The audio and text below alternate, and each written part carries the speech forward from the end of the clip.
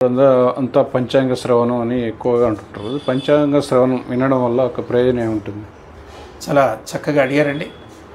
ప్రేక్షకులందరికీ కూడా పంచాంగ శ్రవణం వినడం ద్వారా కలిగేటువంటి ప్రయోజనం ఏమిటి? ఈ ప్రశ్న వేయడంలో నాకు అనిపిస్తుంది, కలియుగంలో మానవులు లాభము లేనిది ఏ పని చేయరు. అందుకే బహుశా వేదాలు, శాస్త్రాలు, పురాణాలు ముందుగానే మనకు ఏ పని చేస్తే ఎలాంటి ప్రయోజనం కలుగుతుందనేటువంటివి అవి మనకు తెలియచేశాయి. అలాగే ఈ పంచాంగ శ్రవణం చేయడం చేత కలిగే లాభాలు ఏంటో మనకు ఒక శ్లోకం తెలియచేస్తుంది.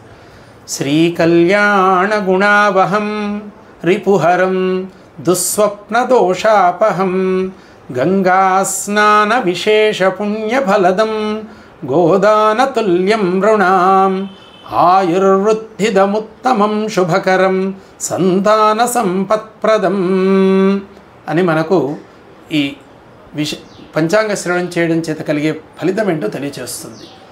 తిథేశ్చ శ్రియమాప్నోతి వారాత్ ఆయుష్యవర్ధనం నక్షత్రాత్ హరతే పాపం యోగాత్ రోగ నివారణం కరణాత్ కార్యసిద్ధించ పంచాంగ ఫలముత్తమం అని. అయితే ఈ యొక్క పంచాంగ శ్రవణం చేయడం చేత కలిగేటువంటి ఫలితాలు ఏంటి అని అంటే, శ్రీ కళ్యాణ గుణావహం రిపుహరం, మనకు అనేక రకములైనటువంటి శుభములు కలుగుతాయట. రిపుహరం, మనకు ఉండేటువంటి అంతఃశత్రువులు, బాహ్య శత్రువులు తొలగింపబడతాయి. సంతానం లేనటువంటి వారికి సంతానం కలుగుతుంది. ఈ పంచాంగ శ్రవణం చేయడం చేత గంగలో స్నానం ఆచరిస్తే ఎలాంటి ఫలితం కలుగుతుందో అలాంటి ఫలితం కలుగుతుందట. అలాంటి అనేక రకములైనటువంటివి. అలాగే పంచాంగం అని అంటే తిథి, వార, నక్షత్ర, యోగకరణం అని ఒక్కొక్కటి తెలుసుకోవడం ద్వారా కూడా మనకు ఒక్కొక్క రిజల్ట్ మనకు కనిపిస్తుంది. తిథేశ్చ శ్రియమాప్నోతి, ఈరోజు ఏమి తిథి, ఈరోజు ఏమి తిథి, పాడ్యమి, ఓహో ఈరోజు పాడ్యమి అని మనం తెలుసుకుంటే దానివల్ల ఏం లాభం కలుగుతుందట, శ్రియం ఆప్నోతి, సంపద కలుగుతుంది. సంపద అంటే కేవలం డబ్బు అనే కాదండి, అనేక రకములైనటువంటి విద్యా సంపద కావచ్చు, లేదా ధన సంపద కావచ్చు, ఐశ్వర్యము కావచ్చు, అన్ని రకాల సంపద మనకు లభిస్తుంది.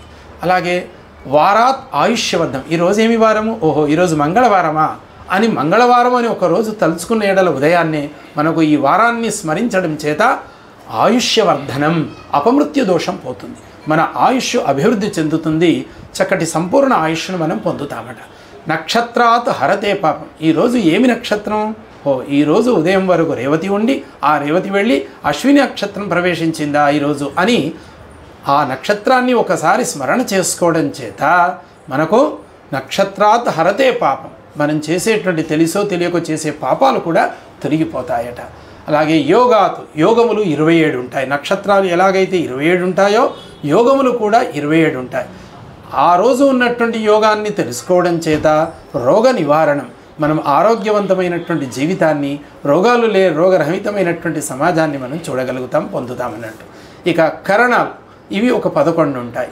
ఈరోజు ఏమి కరణం అని కనుక మనం తెలుసుకున్న ఎడల కరణాత్ కార్యసిద్ధి, ఉదయాన్నే మనము ఉద్యోగం కోసమో వృత్తి కోసమో బయలుదేరుతూ ఒక్కసారి ఆ పంచాంగంలో ఈరోజు కరణం ఏంటి అని కనుక ఒక్కసారి స్మరిస్తే ఏ కార్యం మీద మనమైతే బయటికి వెళుతున్నామో ఆ కార్యంలో మనము చక్కటి సక్సెస్ని, విజయాన్ని సాధించగలుగుతాం అని చెప్పి మనకు ఈ పంచాంగ శ్రవణం చేయడం చేత మనకు పురాణాలు ఇంతటి చక్కటి ఫలితాన్ని తెలియచేస్తున్నాయి.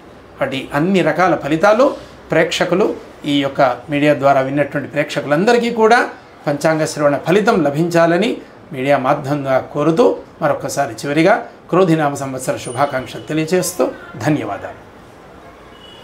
ఉగాది పచ్చడి ఎందుకు తీసుకుంటారు చెప్పండి సార్. ఉగాది పచ్చడి అనగానే మనకు 6 రుచుల సమ్మేళనం గుర్తుకొస్తుంది. మధుర, ఆమ్ల, లవణ, కటు, కషాయ, తిక్త భేదాలు. నేను ఎప్పుడు కూడా అంటూ ఉంటాను, ఉగాది పచ్చడి తాగండి, ఉత్సాహంగా ఉండండి, ఉప్పు తీపి పులుపు జీవితానికే మలుపు, కారం వగరు చేదు తాగితే అలిపే రాదు, అందుకే ఉగాది పచ్చడి తాగండి. సమాజంలో మనం చూస్తున్నాం, ఏవో వ్యర్థమైనటువంటి ద్రవ పదార్థాలు తీసుకుంటూ శరీరాన్నంతా కూడా నాశనం చేసుకుంటున్నటువంటి ఈ ప్రజలందరికీ కూడా నేను ఒకటి చెప్తున్నాను, ఉగాది పర్వదిన సందర్భంగా ప్రతి ఇంట్లో హిందూ సాంప్రదాయ ప్రకారంగా తయారు చేసేటువంటి ఈ ఉగాది పచ్చడిలో 6 రుచుల సమ్మేళనం కలిగి ఉంటుందనేటువంటి విషయం మనందరికీ తెలుసు. అయితే ఇది మనం రోజు తీసుకోపోయినప్పటికీ కూడా సంవత్సరంలో ప్రారంభమైనటువంటి ఈ ఒక్క రోజున మనం తీసుకుంటే ఇది సంవత్సరం మొత్తం కూడా మనకు ఆ శక్తిని ఇస్తుందట ఈ యొక్క ఉగాది పచ్చడి.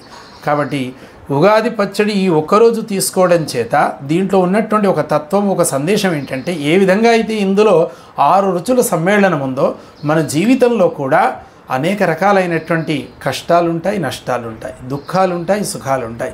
కాబట్టి కష్ట నష్టాలు వచ్చినప్పుడు చేదుని ఎలాగైతే మనం ఆస్వాదిస్తున్నామో అలాగే వచ్చేటువంటి కష్టాలను, నష్టాలను కూడా మనం స్వీకరిస్తూ కష్టాలను ఎలా అధిగమించాలో మనం వాటిని ఆలోచన చేసి వాటి నుంచి బయటపడాలనేటువంటిదే ఉగాది పచ్చడిలోని సందేశం. కాబట్టి అందరూ కూడా చక్కగా ఈ ఉగాది పచ్చడిని స్వీకరిస్తూ మంచి పదార్థాలని మనం స్వీకరిద్దాం, ఆరోగ్యవంతమైనటువంటి జీవితాన్ని గడుపుదాం. కాళిదాసు అన్నట్టుగా శరీరమాద్యం ఖలు ధర్మ సాధనం. మనిషి ఆరోగ్యంగా జీవించాలి అని అంటే మనిషి తన కర్తవ్యాన్ని, తన డ్యూటీని, ఉద్యోగాన్ని, వృత్తిని ఆచరించాలంటే శరీరం చాలా ప్రధానమైనటువంటిది. This body is the most important instrument. కాబట్టి శరీరాన్ని కాపాడుకోవాలంటే ఆరోగ్యవంతమైనటువంటి ఆహారం కావాలి. కాబట్టి ఈ ఆరోగ్యవంతమైనటువంటి 6 రుచులు యొక్క సమ్మేళనమే ఉగాది పచ్చడి. Okay sir.